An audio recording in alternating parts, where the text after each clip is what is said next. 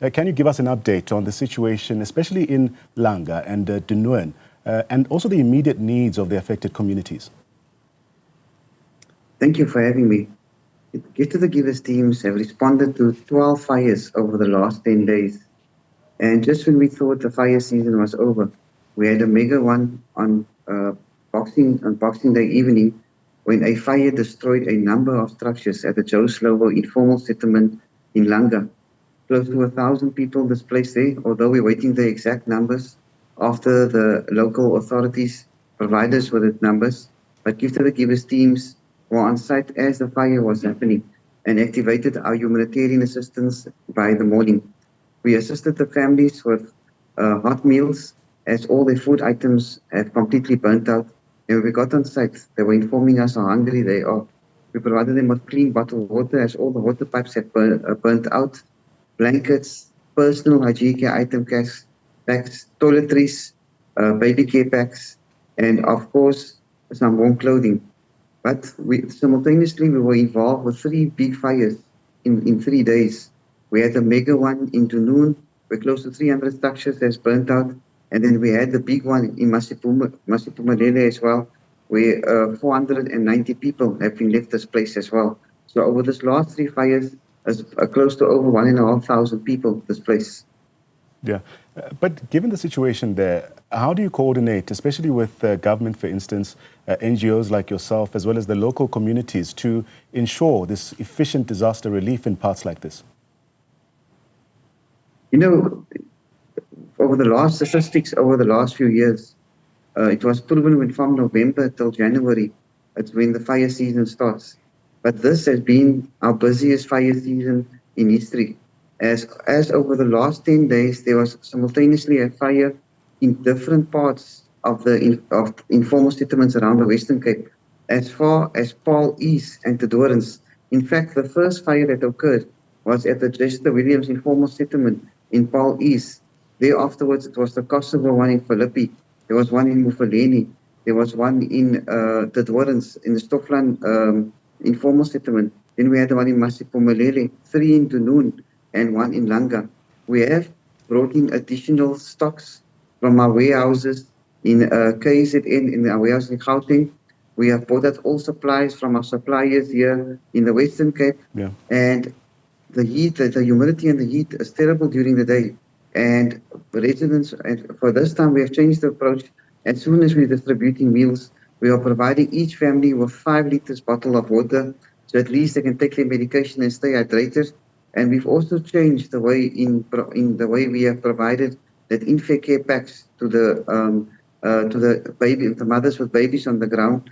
And going into the new year, we'll be assisting each fire victim's family, a child that's going back to school with new school uniform and stationery, because when mothers informed us, they just received their stockfile payment, and with that stockfile, they purchased new school uniform, new stationery, and they received their food hamper to assist them during the festive period that is all burnt out.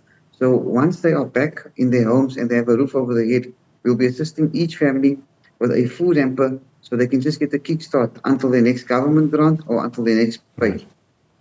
Ali, informal settlements like Langa and Dunuen, like you've described, are quite vulnerable during fire season. Let's speak about some of the proposals insofar as reducing the risk. What is being done to reduce risks and also protect these communities that are prone to fires like this?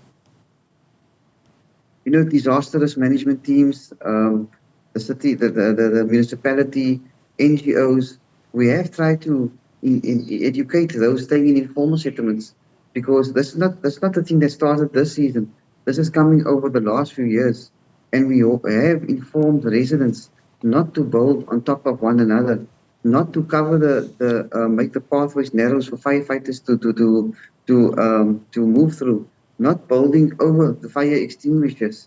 And as we saw in Masipumalele, Joe Slovo and Dunuen, people are living on top of one another.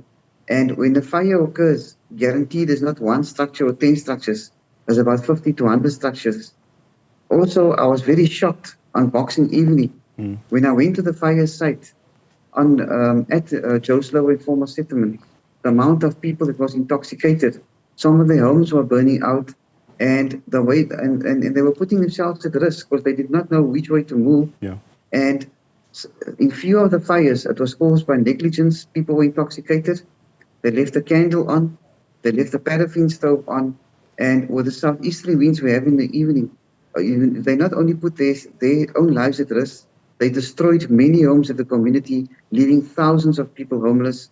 So we hope we can go back to the drawing board, meet up with the councillors, meet up with community members, rezone the area as to how they build their structures.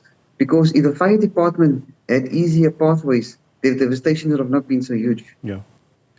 Ali, as we wrap, how is your team supporting the mental health of families affected by fires like this? One would assume that a situation like this could maybe put people in a very depressing state, I must say. You know, most definitely when you get on site, you can see the trauma amongst the children. You can see how tired families are going through a fire again. There was one grandmother explaining to us she experienced a fire, her daughter experienced a fire, her grandchild experienced a fire now. She does not know when this is going to stop. And of course, we just came out of the biggest floods in the Western Cape's history over July and August, where over 200,000 people were affected. There we did a major operation again. Coming into the fire season, and we depleted many of our stocks, and we know our suppliers locally could not keep up. But we thought ahead and brought in additional stocks in terms of blankets, drinking water, and of course food parcels. But then again, people need to eat every day. So we've extended our feeding operations. So at least during the first 7 days, we provide the families with hot meals. And in some cases where there's a feeding scheme on site, we will provide that family, we'll provide that feeding scheme with a cereal or all the necessary stuff to prepare for the fire victims, some cereal, some breakfast in the morning. But of course, it's a very expensive operation. And as I said, we have brought in additional stocks from our warehouses in KZN and Gauteng. And we hope and praying going into the new year. Because looking from figures from last year, from the 1st to the 7th of January, we were still responding to fires last year as well. But I can say this year has definitely been the most busiest, 12 fires in 10 days. Ali Sablay from The Gift of the Givers, thank you so much for your time and sharing insight into the immediate and long-term efforts to really support those affected by the recent fires in the Western Cape.